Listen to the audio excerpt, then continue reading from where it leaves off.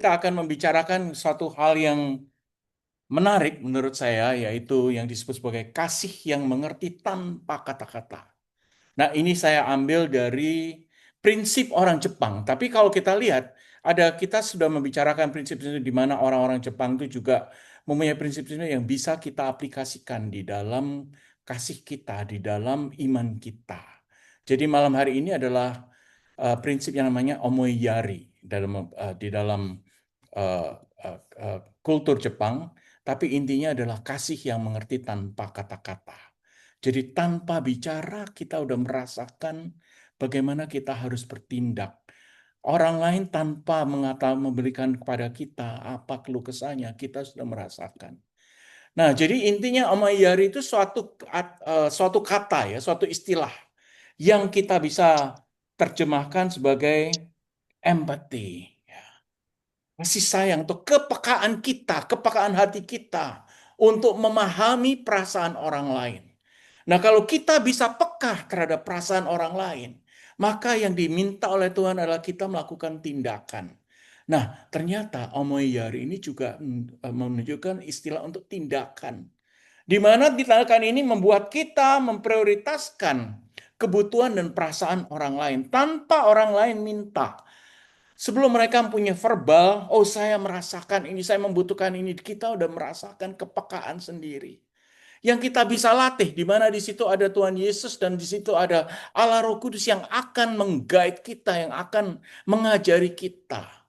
Jadi dengan perkataan lain, Omeiyari itu bukan hanya kepekaan, sensitivity, but it is also the action dan juga mengandung kepedulian, ya.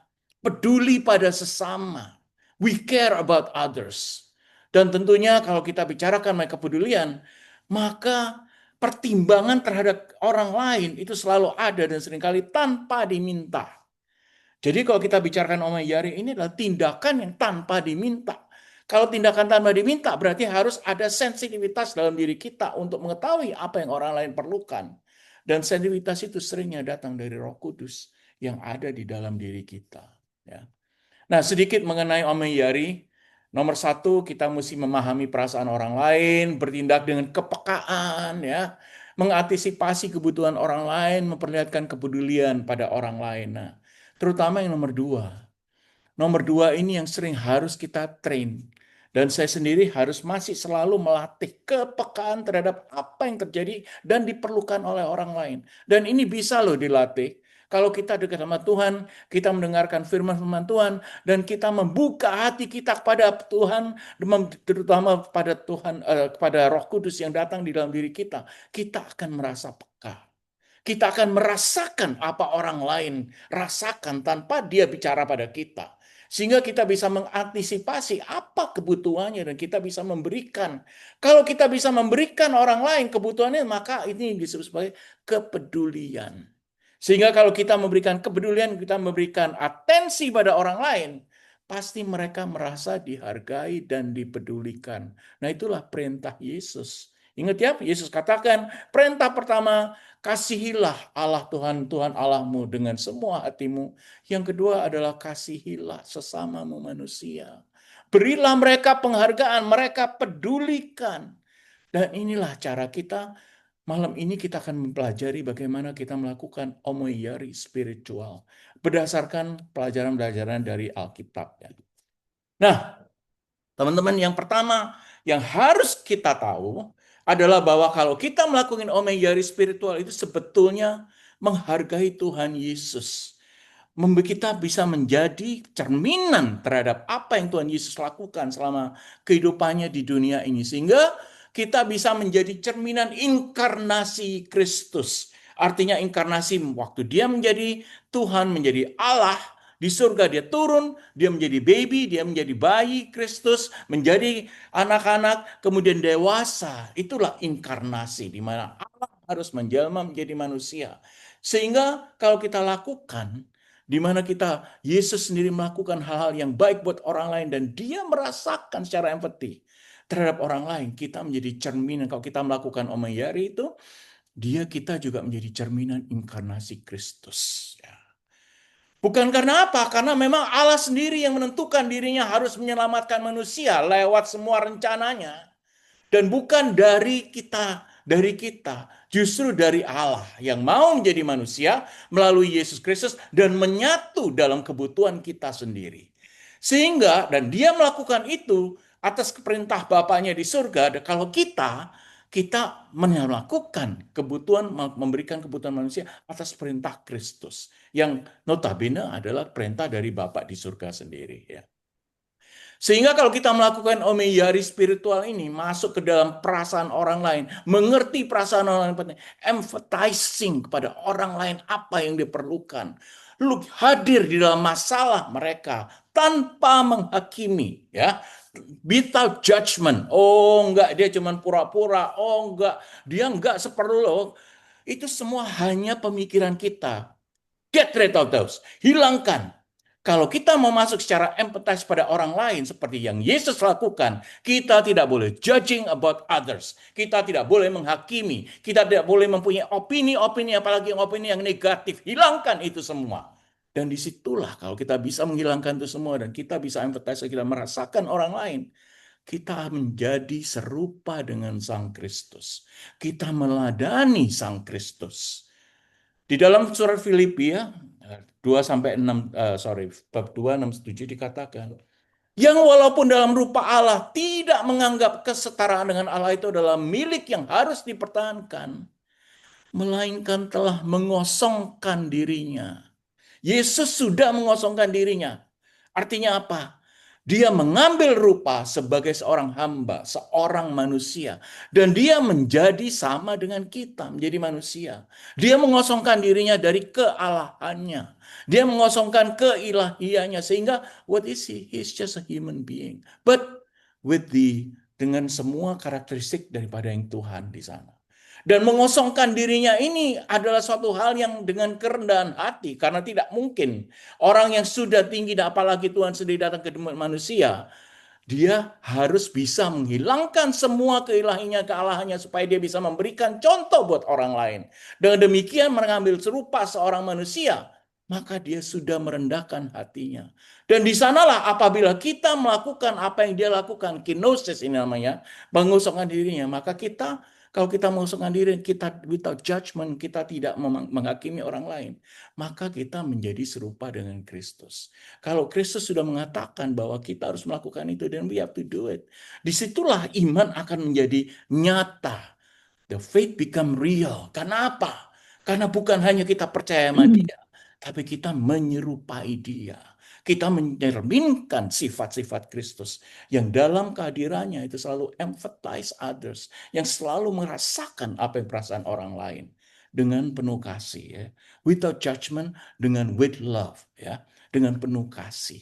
Nah, ini berarti kalau kita melakukan omiyari spiritual ini, berarti kita menjadi cerminan Kristus sendiri.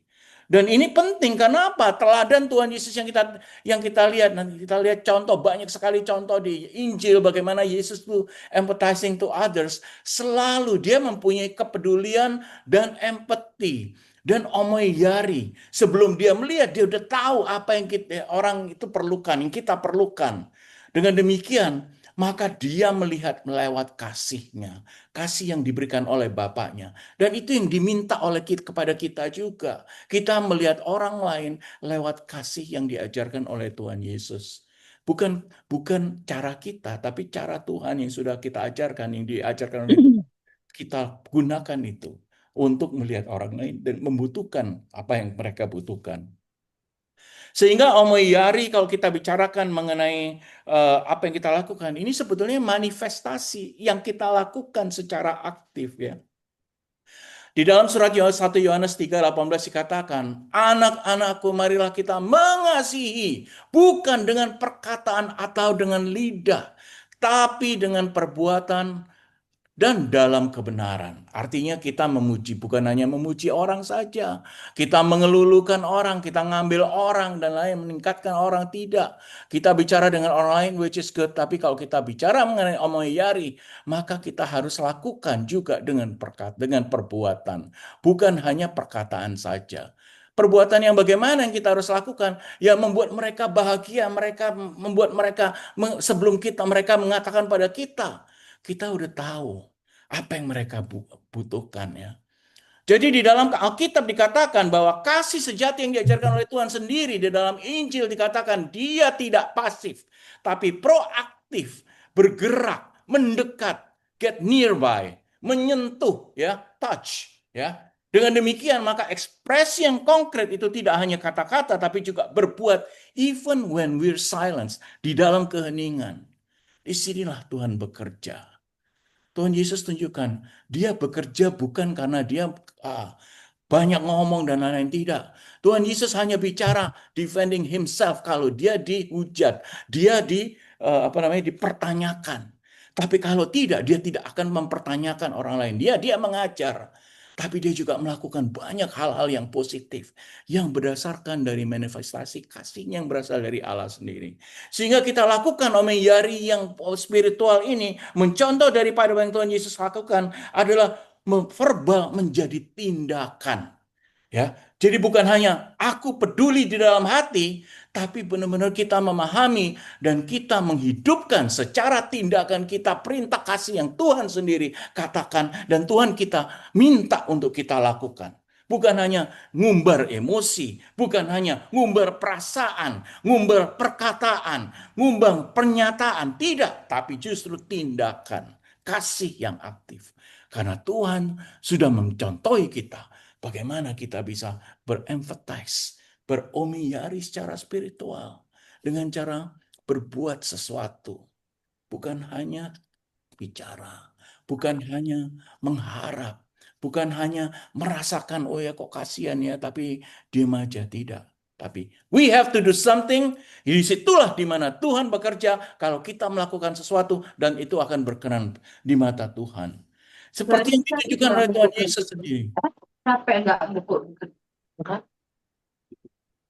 Dosen nggak bayar ini banget. Oke.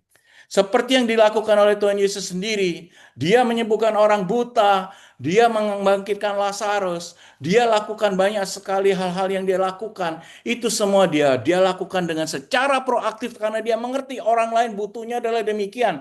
Dengan demikian dia tidak hanya bicara, dia tidak hanya bersabda, tapi dia juga touching on them. He did something to them. Ya, dengan apapun caranya. Tuhan mendekati dan Tuhan bertindak. Inilah omeyari, bertindak, proaktif secara nyata apa yang dia lakukan, ya. Bukan hanya bicara dan dalam emosi saja. Jadi kalau kita tunjuk apa yang Tuhan Yesus tunjukkan adalah mengasihi tanpa berkata-kata. Dia langsung mengerti, dia ingat pada waktu dia membangkitkan Lazarus, dia mengerti bahwa Maria dan Marta itu saudaranya Lazarus. Dia harus membangkitkan Lazarus. Tapi di memang Marta mengatakan padanya bahwa Lazarus saudaraku akan mati. Aku percaya bahwa kalau apabila engkau ada Tuhan, pada waktu Lazarus hampir meninggal, engkau pasti bisa mencegah Lazarus mati. Sebelum Marta mengatakan demikian, Yesus sudah mengerti. Dan kemudian setelah Marta mengatakan demikian, datanglah Maria. Maria juga mengibah. Dan Yesus juga sudah mengerti bahwa yang dia harus lakukan adalah membangkitkan Lazarus. Tanpa diminta, dia sudah mengetahui. Dan disitulah empathize yang ditunjukkan oleh Tuhan Yesus sendiri. Yang ditunjukkan pada kita lewat Injil. Yang ditunjukkan pada kita bahwa kita juga harus merasakan itu dengan kepekaan kita. Dan kepekaan apa yang dirasakan oleh Yesus karena dia tahu dia mendapatkan Roh Kudus yang berasal dari Bapanya di surga. Dan kita juga hidup di dunia setelah Pentakosta juga kita mendapatkan Roh Kudus yang juga bisa melatih kita terhadap kepekaan itu. Jadi dengan demikian yang ditunjukkan adalah bukan masalah dengan apa yang kita pikirkan, tapi kita mengasihi orang lain tanpa perlu kata-kata. Artinya empathize, kasih yang hadir dalam diam, ya. Diam, kita diam, tapi kita mengerti bahwa orang lain membutuhkan kita. Orang lain membutuhkan penyertaan jiwa kita. Karena dia membutuhkan kita, maka kita harus juga memberikan apa yang dia perlukan, orang lain perlukan. Di dalam Yohanes 11:35 itu tadi Marta dan Maria di mana Lazarus meninggal. Maka menangislah Yesus. Pada waktu Maria datang, dia juga merasakan bagaimana mereka sangat berduka karena Lazarusnya meninggal, saudara yang mereka cintai. Dan Yesus sendiri juga empathize dan Yesus sendiri mengalami emosi. Dia malah menangis, ya. weeping. Dia menangis bersama Maria dan Marta. Dia merasakan kesedihan, kepedihan ditinggal oleh Lazarus. Tapi bukan hanya itu. Dia berbuat sesuatu dengan membangkitkan kembali Lazarus. Walaupun orang tidak percaya, sudah 4 hari. Ada yang bilang, wah udah 4 hari mungkin sudah membusuk dan lain-lain. Tetapi Tuhan Yesus, Lazarus bangkitlah. Engkau harus hidup kembali. Dan Lazarus bangkit. Artinya pada waktu Yesus menangis bukan berarti dia tidak melakukan sesuatu, bukan berarti dia lemah. Seperti kita kalau kita nangis pasti di dalam emosi kita bergejolak, kesedihan dan lain-lain, tapi justru keberanian. Air mata Yesus itu bukan kelemahan, tapi kekuatan kasih yang begitu dalam. Tanpa dia berkata-kata, dia memberikan order kepada Lazarus untuk bangkit kembali. Nah, ini adalah contoh yang paling baik sekali. Di mana kekuatan Omoyari tidak tergesa-gesa, oh ya memang kamu harus sedih dan lain. Tidak. Tapi dia justru hadir, dia datang di dalam masalah dari Maria dan Marta, masalah Lazarus yang sudah mati. Dia merasa kesedihan itu, ikut terluka bersama dengan yang berduka Maria dan Marta. Dan di sinilah kita diminta, kalau kita merasakan sesuatu, kita melihat sesuatu pada teman kita, pada siapapun juga, kita tidak berburu-buru untuk menjawab, tapi hadir dengan pernyataan, hadir dengan kegiatan, hadir dengan aktivitas. Itu mencontoh Tuhan Yesus sendiri.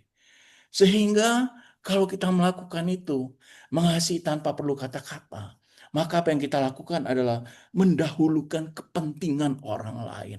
Bukan hanya kepentingan kita sendiri. Kita punya kepentingan, tapi apabila orang lain ada masalah, kita hadir di dalam hidup kita, hidup mereka. Sehingga kita menghadirkan kepentingan orang lain di atas kepentingan kita sendiri.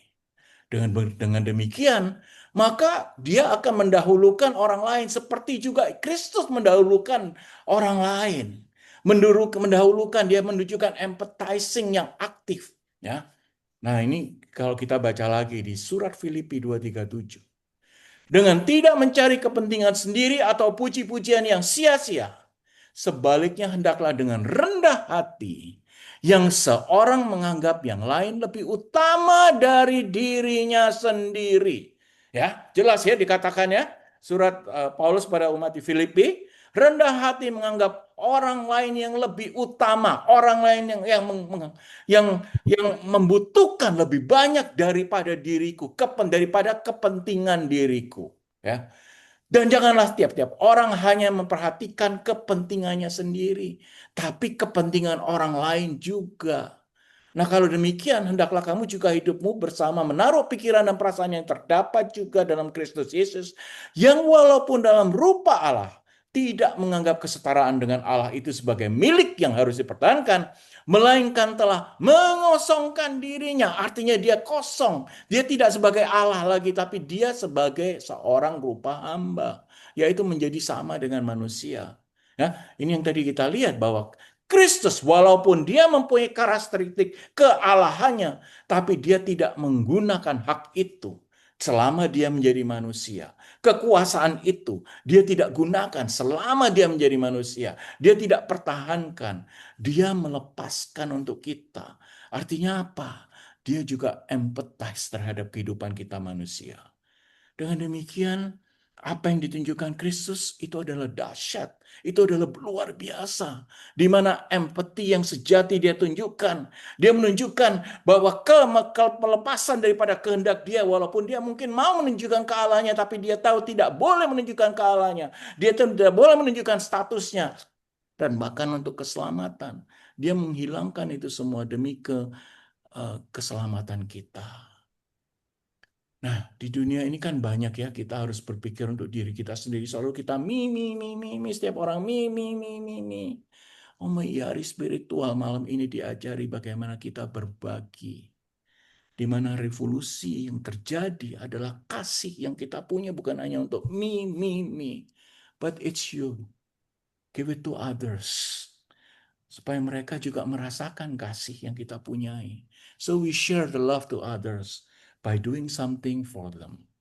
Itulah esensi daripada apa yang Kristus lakukan, apa yang Kristus mau dari kita. Di quote-nya dalam terms-nya adalah homoiari spiritual. Ya. Intinya adalah demikian. Ya. Nah, dengan demikian maka kita harus mempunyai kepekaan untuk membaca yang tidak diucapkan oleh orang lain. Orang lain tanpa bicara kita bisa merasakan. Orang lain mengalami sesuatu kita bisa lihat dan kita juga merasakan juga. Kita harus bisa mendengarkan hati dia walaupun dia tidak bicara. Kita harus mewaspadai apa yang terjadi di dalam benaknya dia, di dalam jiwanya dia, di dalam spiritual dan bahkan mungkin kadang psikologinya dia. Sehingga kita bisa memberikan kebutuhan dia yang kadang-kadang tidak kita lihat, kadang-kadang tidak terucap oleh orang lain. Dan kadang-kadang persepsi kita adalah, oh demikian ya. Nah di dalam Lukas 6:8 ditunjukkan ya, iya Tuhan Yesus mengetahui pikiran mereka. Wah, berarti Tuhan Yesus punya empathy. Dengan demikian dia melakukan apa yang omeyari spiritual ini. Lalu ia berkata pada orang yang mati di tangan kanannya, "Berdirilah dan datanglah ke tengah." Maka bangunlah orang itu dan berdiri di situ. Karena apa? Karena ia mengetahui pikiran mereka. Ia membaca hati mereka. Ia tidak menunggu permintaan. Ia sering melakukan hal-hal sesuatu tanpa diucapkan. Sebelum ada pertanyaan, sebelum ada perkataan, sebelum ada statement apapun yang diucapkan, dia sudah tahu. Kenapa? Dia sudah mengetahui pikiran mereka. Inilah pemahaman batin yang dalam, di mana kita diminta hadir untuk menjawab sebelum diminta. Nah, kadang-kadang kita belum peka. Nah, kalau belum peka bagaimana? Ya melihat situasi lah. Dengan penglihatan kita atau pendengaran dari orang lain, oh ya ini sepertinya ada yang terjadi demikian. Ya kita menjadi lebih peka lain kali. Kita bisa belajar di situasi-situasi demikian untuk menjadi peka terhadap apa yang orang butuhkan tanpa mereka minta kepada kita. Sehingga apa yang terjadi? Kalau kita sudah melakukan itu, kita akan membantu mereka dengan meringankan beban mereka. Meringankan beban karena walaupun mereka tidak mengucapkan, tapi beban yang sudah kelihatan, sudah terbaca, itu kita bisa lakukan sesuatu seperti juga Yesus meringankan beban Maria dan Marta, atau orang yang buta, atau orang yang tuli, atau orang yang lepra, atau orangnya siapapun juga. Mereka diringankan bebannya. Ya. Jadi kita meringankan beban orang lain sebelum diminta. Jadi kalau kita dengan kepekaan dan mau melihat sesuatu dengan mata kepala kita, dengan pendengaran kita, dengan hati kita, maka tidak perlu untuk menunggu sampai permintaan tolong. Tanpa diminta pun kita akan memberikannya. Dengan demikian apa yang dikatakan oleh Paulus pada jemaat di Roma 5:8 dikatakan, akan tetapi Allah menunjukkan kasih-Nya kepada kita. Kalau Allah menunjukkan kasih-Nya kepada kita, kenapa? Karena Kristus telah mati untuk kita ketika kita masih berdosa. Artinya apa? Dia tidak menunggu kita bertaubat. Dia tidak menunggu kita hilangkan dosa-dosa kita. Justru pada waktu kita sebagai manusia kita masih berdosa, Ia sudah mau mengorbankan dirinya. He did not Kristus tidak menunggu sampai kita suci. Gak ada orang yang suci 100%. Kita pasti berdosa, tapi Kristus tidak pernah memihak pada orang-orang yang harus suci dan lain-lain, tidak. Tapi dia mendahului semuanya dengan kasih. Disinilah kasih Kristus yang bekerja adalah omoidari, ya, omoiari yang sangat sejati. Dia mengambil langkah pertama untuk menolong, memahami, dan merangkul kita. Dengan demikian, maka kita akan merasakan bahwa sentuhan masalah di dalam diri kita apabila oleh sentuh Kristus. Tapi Kristus juga minta kita menyentuh orang lain. Sehingga kalau kita melakukan apa yang Tuhan katakan, kita dibawa pikiran kita untuk di dalam penyertaan Kristus dalam interaksi kita dengan teman-teman kita sehari-hari. Dan inilah salah satu yang diminta oleh Tuhan juga. Transformasi batin. Not only for us, but for others. Bagaimana kita bisa melihat pikiran dan perasaan orang lain lewat apa yang Tuhan sudah ajarkan. malam hari ini kita harus membentuk kesetiaan, membentuk cara kita melihat orang lain, membentuk kepekaan hati kepada orang lain. Dengan demikian, maka Filipi 25 katakan, hendaklah kamu dalam hidupmu bersama, menaruh pikiran dan perasaan yang juga terdapat dalam Kristus Yesus. Artinya kita harus meneladani apa yang dia lakukan. Kita belajar dari apa yang Tuhan Yesus sudah ajarkan kepada kita. Yaitu apa? Yaitu bahwa Tuhan merasakan apa yang orang lain rasakan. Dia tidak langsung bertindak, dia merasakan dengan empathize, baru dia bertindak. Dan ini harus menjadi gaya hidup, karena ini adalah gaya hidupnya Tuhan. Membantu manusia itu adalah gaya hidup Tuhan Yesus sendiri. Dan dia tunjukkan dan dia contoh pada kita, dia teladani apa yang menjadi gaya hidupnya. Sehingga belas kasih yang diajarkan Tuhan Yesus pada setiap pandangan, setiap sentuhan, setiap pembicaraan itu dilakukan karena dia mau kita melakukan itu sendiri. Ya. Jadi bagaimana cara orang kadang-kadang tanya ya, gimana sih hidup secara Kristiani? Ya kita melakukan apa yang Tuhan lakukan karena diminta kan. Tapi di sini dikatakan secara spesifik, Tuhan minta kita menjadi empathize pada orang lain. Tuhan minta tidak mikirkan hanya diri sendiri. Tuhan minta kita melakukan sesuatu. Dan Tuhan minta juga menjadi peka terhadap apa yang orang lain perlukan bagi kita. Dengan demikian, kita membawa pikiran, bukan hanya membawa pikiran, kita melakukan apa yang Kristus sudah lakukan. Dengan demikian, kalau kita sudah melakukan itu, maka martabat orang lain yang tadinya hancur, martabat orang lain kalau dia merasa masalah trauma, masalah dengan keluarganya, masalah dengan pekerjaannya, masalah apapun juga kita bisa angkat di dalam nama Tuhan karena kita sudah melakukan apa yang Tuhan maui. Sehingga martabat-martabat yang tadinya hancur lebur, kita bisa pulihkan dengan kasih yang sudah diajarkan dan kita share, yang kita berikan pada orang lain. Jadi kita akan mengembalikan rasa berharga. Kepedulian kita itu akan mengangkat harkat, mengangkat uh, dia sebagai manusia. Ya. Di dalam 1 Korintus 12:25-20 dikatakan demikian, teman-teman ya. Supaya jangan terjadi perpecahan dalam tubuh, tapi supaya anggota-anggota yang berbeda itu saling memperhatikan. Ketika itu, karena itu jika satu anggota menderita, semua anggota turut menderita. Dan jika satu orang dihormati, atau orang anggota dihormati, maka semua anggota juga turut bersuka cita karena satu anggota yang dihormati, satu anggota yang diangkat, satu anggota yang menjadi baik, yang tidak lagi menderita. Jadi intinya kalau satu menderita, semua menderita.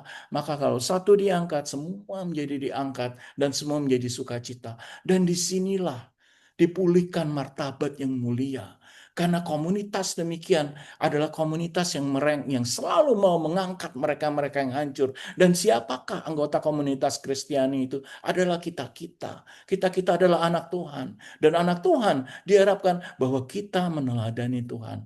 Dan setiap apa masalah, setiap luka-luka, setiap problem yang dialami oleh anggota-anggota kita sebagai sesama orang-orang Kristiani, maka kita akan mendapatkan kemenangan bersama-sama. Bukan hanya orang itu. Surat Paulus pada Korintus dikatakan kalau satu orang sudah diangkat, maka semua orang akan merasakan. Kalau satu orang disembuhkan, semua orang akan merasakan disembuhkan. Kalau satu orang dihormati, maka semua anggota-anggota kita, teman-teman kita juga dihormati. Karena kita menjadi satu family, yaitu family of Christ. Itulah dasar daripada mengangkat martabat yang retak, di mana solidaritas rohani mengalahkan individualisme daripada kita yang menjadi anak Tuhan. Kita tidak boleh lagi hanya memikirkan kita sendiri, tapi justru solidaritas rohani yang menjadi lebih kuat, yang menjadi lebih peka, yang menjadi lebih berguna bagi sama manusia, akan mengalahkan individual personality, ego yang ada dalam diri kita. Ya. Sehingga ada banyak hal yang juga lagi kita bisa pelajari. Bukan hanya yang Tuhan katakan, tapi di dalam Rasul Petrus, surat Petrus di dalam 1 Petrus 3:8 juga dikatakan, seia sekata, seperasaan mengasihi saudara-saudara, penyayang dan rendah hati. Itu tadi yang dikatakan oleh Paulus, bersukacitalah dengan orang yang bersukacita dan menangislah dengan orang yang menangis. Artinya apa? We are in them. We become them. We empathize to their need. Bersukacita dengan orang yang bersukacita, nangis dengan orang yang menangis, ya. Di dalam Matius juga dikatakan hukum yang kedua yang harus kita ingat, kasihlah sesama manusia seperti dirimu sendiri. Artinya we are present in their life. Kita merasakan juga apa yang mereka lakukan, yang mereka rasakan, ya. Dalam 1 Petrus yang pertama adalah kasihilah sungguh-sungguh seorang yang lain. Karena apa? Sebab kasih akan menutupi banyak sekali masalah. Kasih menutupi banyak sekali dosa. Sehingga kalau kita mengasihi bersungguh-sungguh satu sama lain, maka kita bisa mengasihi dengan cara menutupi banyak sekali dosa-dosa. Wah, itu adalah permintaan Tuhan dan itu adalah sehari-hari yang kita harus lakukan. Jadi kalau kita lakukan, kita mengasihi orang lain, artinya kita bisa menutupi dosa-dosa yang banyak sekali. Dan karena kita menutupi dosa-dosa yang banyak sekali, kita bisa menguduskan dan memberkati orang lain. Bukankah itu yang kita mau? Kita menjadi berkat bagi orang lain. Kita selalu mendengarkan, ya, lagu-lagu bagaimana kita bisa menjadi berkat karena hidup ini hidup yang sangat singkat, ya, hanya sekali, sehingga kita harus menjadi berkat.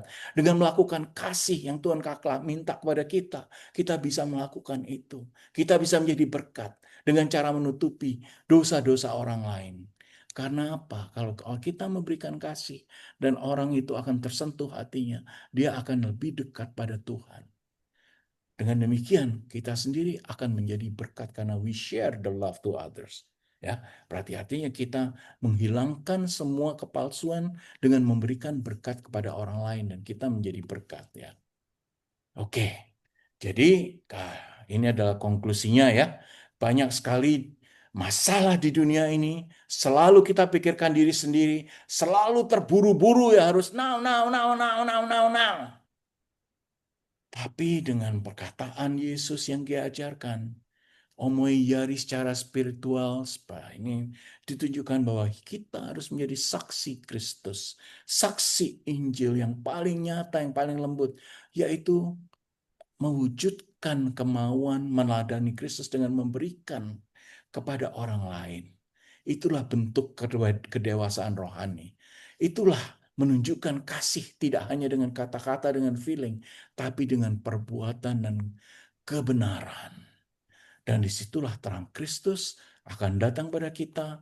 Kita akan tetap menjadi anaknya, tapi kita boleh menjadi berkat bagi orang lain. Sehingga kita berinkarnasi kepada orang lain, kita hadir, kita mengerti, dan kita bisa menanggung beban apa yang orang lain rasakan. Dan disitulah Kristus bekerja. Situlah Roh Kudus akan bertindak yang ada dalam hati kita. Oke, teman-teman, di situ itu adalah konklusinya. Tuhan berkati kita semua. Kita dengarkan satu lagu, Kekuatanku dalam Tuhan Yesus, ya. Oh, ini satu hal yang saya buat, ya. Kristus tidak menunggu pertobatan kita sebelum Ia mengorbankan diri. Ia mendahului segalanya dengan kasih. Disinilah omoiyari spiritual menjadi cerminan cinta kasih Allah, yaitu mengambil langkah pertama untuk menolong, memahami, dan merangkul. Seperti yang Tuhan lakukan dalam Yohanes 11:35. Dia menangis waktu saudaranya Maria dan Marta yang namanya Lazarus meninggal. Dan demikianlah kita juga harus menjadi empathizing, menjadi apa yang Tuhan ajarkan bagi kita. Oke.